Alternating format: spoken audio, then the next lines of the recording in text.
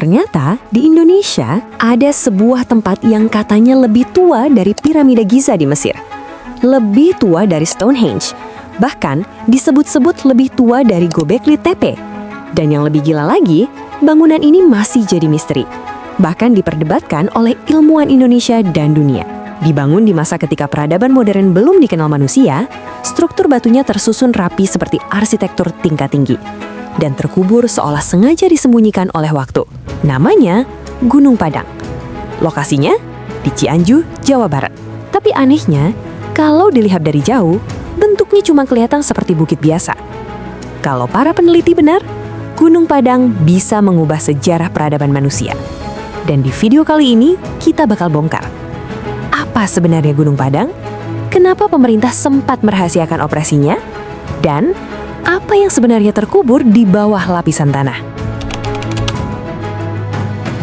Bagi yang belum tahu, beberapa waktu lalu Netflix menayangkan seri dokumenter berjudul Ancient Apocalypse atau dalam versi Indonesia dikenal sebagai Kiamat Purba.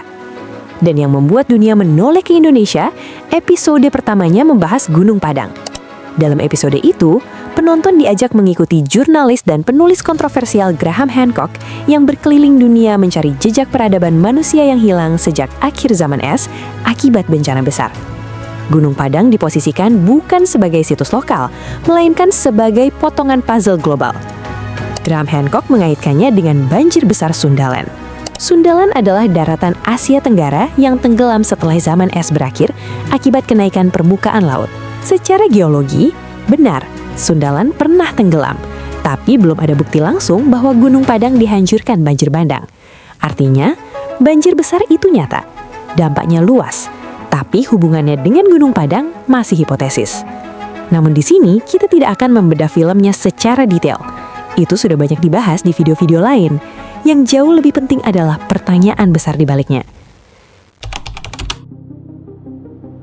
Secara resmi, Gunung Padang adalah situs megalitik. Lebih spesifiknya adalah pundan berundak terbesar di Asia Tenggara. Struktur batu bertingkat yang dalam budaya Nusantara digunakan untuk ritual pemujaan leluhur. Gunung Padang pertama kali dicatat tahun 1891 oleh Verbeek dan diteliti kembali tahun 1914 oleh arkeolog Belanda Nicolaas Johannes Crom. Lalu, lama dilupakan.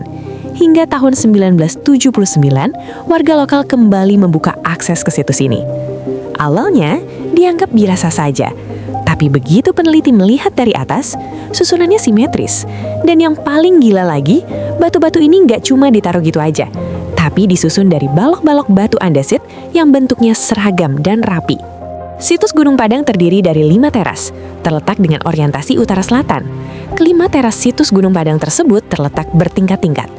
Berdasarkan keletakan dari strukturnya, bagian pertama yang terletak paling rendah adalah struktur yang disebut sebagai sumur. Struktur sumur merupakan bentuk susunan bongkahan batu kolom andesit yang dibuat melingkupi sumber air atau mata air. Bagian kedua dari struktur situs Gunung Padang disebut tangga utama, berfungsi sebagai akses vertikal yang menghubungkan sumur dengan area teras. Bagian ketiga dari struktur Gunung Padang adalah teras 1, yang menjadi pintu masuk ke area utama. Bagian keempat terdiri dari teras-teras menengah. Ciri utamanya, susunan batu kolom lebih rapat, dinding teras lebih jelas, diduga menjadi area aktivitas dan ritual. Yang tersusun berundak semakin ke atas, teras makin tertutup dan terarah. Dan bagian kelima adalah teras 5 atau teras puncak. Ini adalah teras tertinggi dan paling sakral. Lokasinya di bagian puncak Gunung Padang. Di teras inilah ditemukan susunan batu paling padat, orientasi batu yang lebih teratur, dan area yang sering dianggap sebagai pusat aktivitas utama. Kalau dilihat dari atas, ini bukan susunan batu acak. Ini seperti dirancang, diukur, dan dibangun dengan konsep tertentu. Pertanyaannya, siapa yang membangun? Dan kapan dibangunnya? Kalau kamu bertanya, kenapa sih ilmuwan gak bisa sependapat? Jawabannya sederhana, karena mereka melihat Gunung Padang dari kacamata yang berbeda. Menurut Dr. Lutfi Yondri Ari, arkeolog Jawa Barat, Gunung Padang adalah pundan berundak, struktur khas budaya megalitik Nusantara.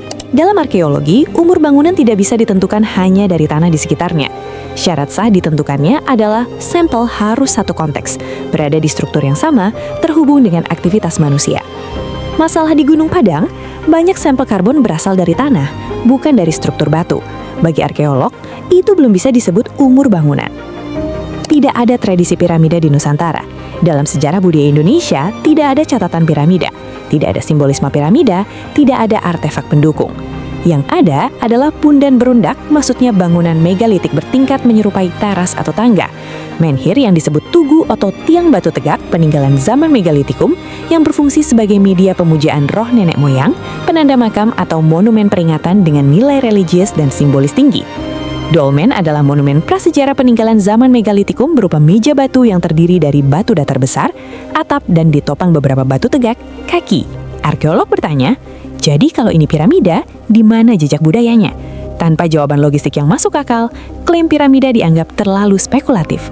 Dr. Denny Hilman Natawidajaya, ahli geologi dan geotektonik BRIN, Denny melihat Gunung Padang bukan dari artefak, tapi dari struktur bawah tanah. 2011 hingga 2014, tim Denny melakukan riset besar-besaran, menggunakan alat GPR, Ground Penetrating Radar, ERT 2D and 3D, tomografi resistivitas listrik, dan penggalian inti dan penggalian manual. Data geofisika menemukan pola berlapis, anomali resistivitas, dan struktur yang tidak seragam secara alami. Kesimpulannya, ini bukan bukit alami biasa. Berdasarkan uji karbon, mereka mengklaim adanya 3 lapisan struktur. Lapisan atas tahun 1000 hingga 2000 SM, lapisan batu kolam 5000 hingga 6000 SM, lapisan terdalam 16000 hingga 27000 SM. Disebut sebagai struktur batu lava yang dipahat. Denny berargumen, kalau ini formasi alami, kenapa susunannya teratur dan berlapis?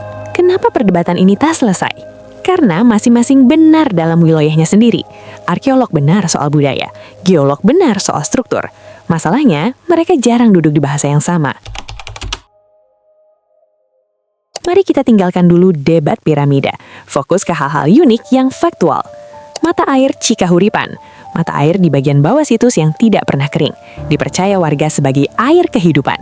Secara ilmiah, ini mata air alami permanen. Secara budaya, air suci pembuka ritual. Batu yang bisa bunyi, ada batu yang jika dipukul mengeluarkan suara nyaring seperti logam. Disebut warga sebagai batu gamelan. Belum ada penjelasan ilmiah pasti, tapi fenomenanya nyata. Batu berbentuk aneh. Beberapa batu menyerupai tapak macan dan bentuk kucang. Apakah dipahat atau hasil erosi alami batu vulkanik? Jawabannya belum pasti. Minim artefak kecil. Hampir tidak ditemukan gerabah, alat rumah tangga, dan perhiasan. Ini menandakan Gunung Padang bukan permukiman, tapi tempat ritual khusus. Jawaban jujurnya bukan dirahasiakan total, tapi dikontrol ketat dan dibatasi informasinya. Dan itu terjadi karena 3 alasan besar. Karena taruhannya gila besar. Kalau klaim piramida tertua di dunia itu benar, sejarah manusia berubah. Buku pelajaran harus ditulis ulang. Indonesia tiba-tiba jadi pusat peradaban kuno dunia. Masalahnya, klaimnya belum final tapi sudah terlanjur dipublikasikan besar-besaran. Pemerintah takut dunia menganggap Indonesia asal klaim. Ilmuwan Indonesia kehilangan kredibilitas. Negara jadi bahan tertawaan akademik global. Makanya risetnya ditahan, diperlambat, dan dievaluasi ulang. Konflik ilmuwan di dalam negeri, perbedaan pendapat menurut arkeolog dan ahli geologi. Ini bukan sekedar riset, ini perang ego akademik. Masalahnya, metodenya beda, bahasanya beda, kesimpulannya tabrakan. Pemerintah ada di tengah, kalau mendukung satu pihak, pihak lain merasa diabaikan. Akhirnya apa? Operasi didinginkan, publikasi dikontrol, penelitian lanjut, tapi tidak frontal. Trauma sejarah dan politik. Ingat, ini penting. Tahun 2011 hingga 2014, riset Gunung Padang disorot langsung oleh elit politik. Bahkan sempat jadi isu nasional. Ketika sains terlalu dekat dengan kekuasaan, hasil riset jadi sensitif, kritik dianggap serangan, diskusi ilmiah berubah jadi konflik politik. Begitu rezim berganti, proyek yang terlalu kontroversial biasanya dihentikan, dibekukan, atau diperlambat. Bukan karena takut kebenaran, tapi karena takut kekacauan. Jawaban jujurnya, belum ada yang tahu pasti. Ada 3 kemungkinan, struktur buatan manusia, formasi geologi alami, atau kombinasi keduanya. Masalahnya, ruang yang terlihat di GPR belum pernah dibuka secara arkeologis penuh. Dalam arkeologi, salah gali agak bukti hilang selamanya. Sejalan dengan hiruk-pikuk pro dan kontra yang tak pernah selesai, Gunung Padang bukan sekedar tumpukan batu biasa. Ia adalah pertanyaan yang belum selesai. Tentang siapa kita sebenarnya. tentang seberapa pintar nenek moyang kita, dan tentang seberapa banyak cerita masa lalu yang mungkin hilang atau sengaja kita sederhanakan agar terlihat rapi. Sejarah selama ini berkata, manusia baru bangun 10.000 tahun lalu. Tapi Gunung Padang berdiri diam dan bertanya balik, apa kalian yakin tidak ada apa-apa sebelum itu? Mungkin kita belum siap menerima jawabannya. Atau mungkin apa? Kita terlalu lama merasa sudah tahu segalanya. Karena terkadang, hal paling berbahaya bagi ilmu pengetahuan bukanlah kesalahan, melainkan rasa puas pada cerita yang terdengar masuk akal. Terima kasih sudah menonton pembahasan kali ini. Jika Anda merasa informasi ini penting, silakan bagikan ke orang-orang terdekat. Berikan like dan jangan lupa subscribe channel YouTube ini agar kita bisa terus berbagi perspektif yang membuka mata. Sampai jumpa di Oten Talk selanjutnya.